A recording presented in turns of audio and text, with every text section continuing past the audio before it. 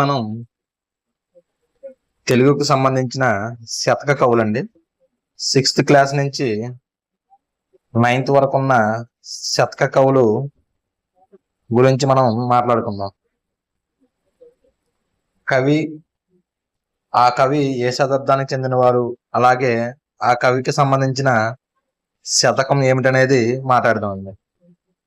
ఇక మొదటగా చూస్తే తిక్కన 13వ శతాబ్దానికి చెందినవారండి. ఈయన యొక్క రచన చూస్తే ఆంధ్ర మహాభారతం అండి.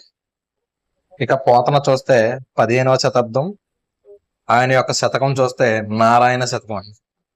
మారద వెంకయ్య 16వ శతాబ్దం అని 6th క్లాస్ లో ఉందండి.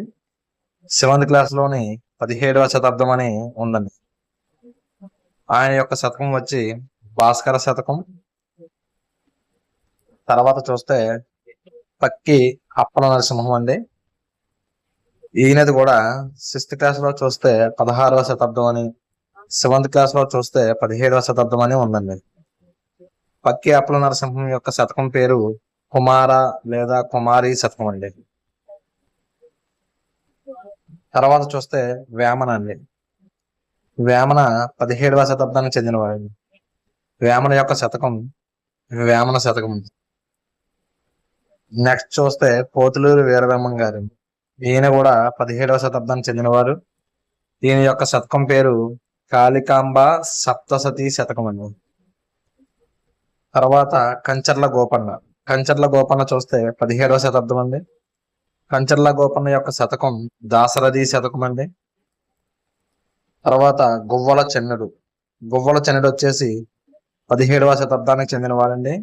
ఈయన యొక్క శతకం గువ్వల చెన్న శతకం.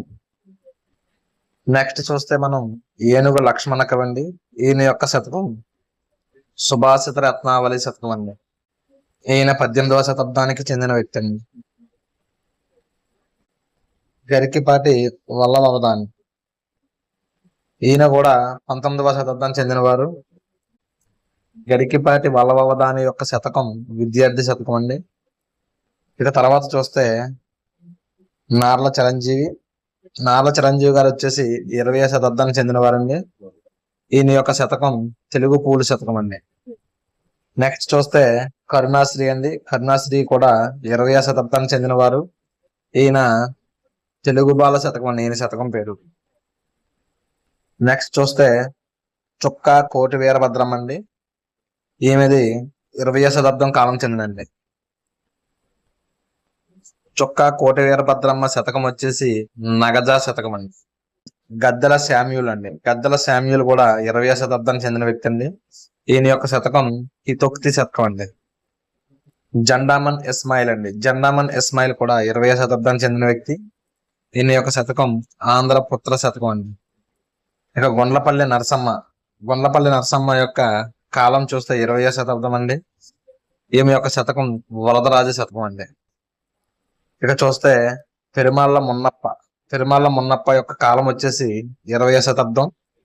పెరుమాళ్ళ మున్నప్ప యొక్క శతకం విద్యా శతకం అండి. నెక్స్ట్ చూస్తే మాచరాజు శివరామరాజు అండి. ఆయన యొక్క కాలం 20వ శతాబ్దానికి చెందిన వ్యక్తి. ఆయన యొక్క శతకం చూస్తే మనుల మూట శతకం అండి. ఇక చివరగా చూస్తే కొండ వీర రాఘవాచార్యులు. ఈయన 20వ శతాబ్దానికి చెందిన వ్యక్తి అండి. ఈయన యొక్క శతకం చూస్తే మిత్ర సహస్త్రీ శతకం అండి. ఈ విధంగా 6th క్లాస్ నుంచి 9th క్లాస్ వరకు ఉన్న మొత్తం శతక కవులు వీరేనండి. 6th to 9th వరకు అండి. నెక్స్ట్ వీడియోలో 10th క్లాస్ సంబంధించిన శతక కవులు చూద్దామండి.